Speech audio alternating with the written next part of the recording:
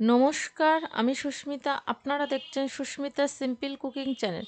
আজকে আমি বানাবো সবজি দিয়ে ভেজ কাটলেট। এটি বানাতে খুবই সহজ, খেতে খুবই ভালো হয়। তাহলে চলুন রেসিপিটি শুরু করা যাক। এবার আমি একটা বাটি নিয়ে নিয়েছি। বাটির মধ্যে আমি দুটো বড় সাইজের আলু সেদ্ধ করে একটু হাত দিয়ে ম্যাশ করে নিয়েছি। ঠান্ডা করে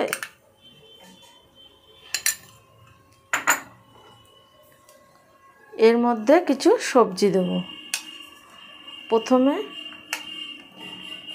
কুচনো পেঁয়াজ,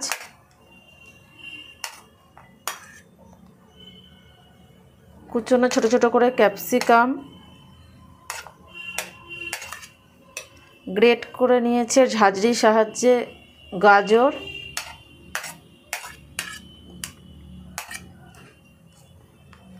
আর নিয়েছি মটরশুঁটি। মটরশুঁটিটাকে একটু ভাপ দিয়ে নিয়েছি। আর কিছুটা ধনেপাতা, আর একটু গ্রেট করা নিয়ে আদা, ঝাঁঝরিতে একটু জিরিজিরি করে নিয়েছি, আর একটা কাঁচা লঙ্কা। ঝালটা যার যার পছন্দ মতন দিতে হবে।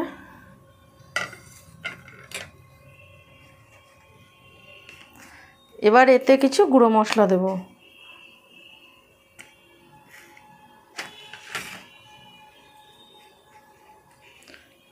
সামান্য একটু হলুদ গুঁড়ো,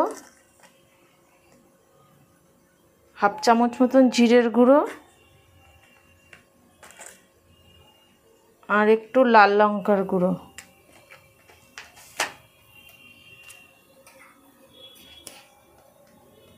আর স্বাদ অনুযায়ী নুন,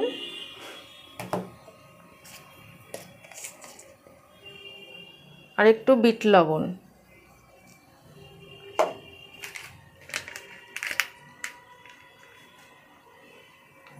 এক চামচ মতন গরম মশলা,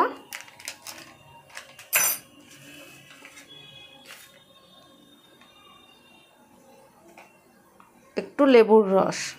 পাতিলেবুর রস দিলে ভালো হয়, টক টক হয়, কাটলেটটা খেতেও ভালো হয়। আর একটু কিচমিচ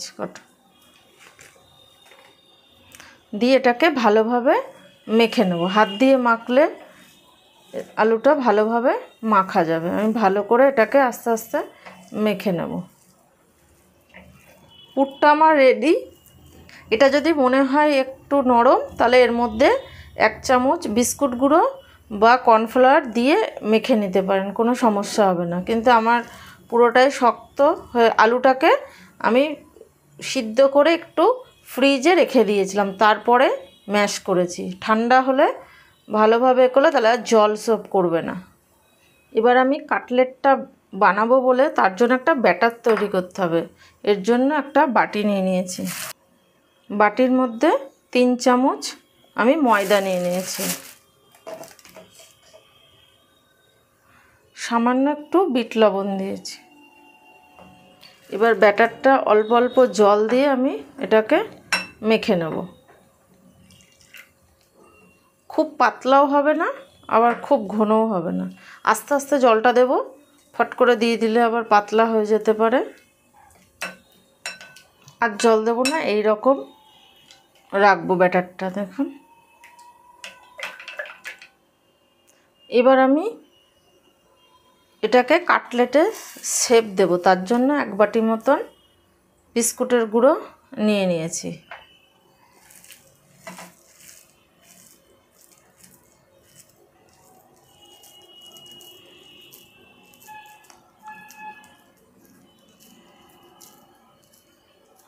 আমি একটু গোল গোল করব,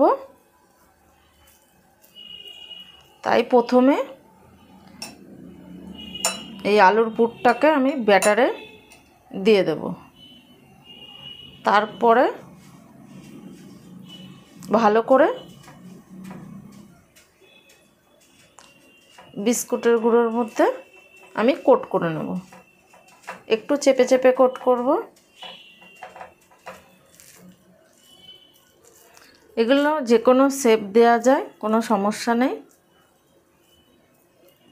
আর একটাও আবারও আমি এরকম ব্যাটারে চুবিয়ে তারপরে বিস্কুটের গুঁড়োর মধ্যে আমি কোট করে নিচ্ছি।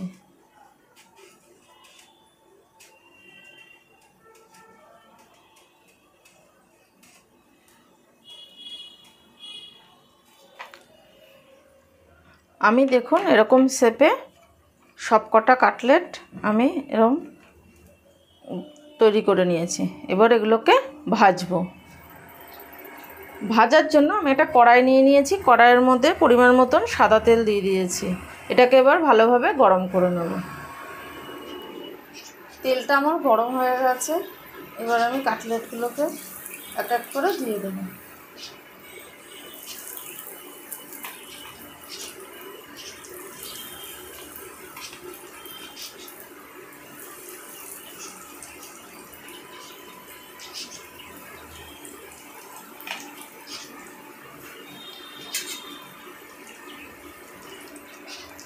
এবার আমি কাটলেটগুলোকে উল্টে দেব। আবারও আমি কাটলেটগুলো উল্টে দেব।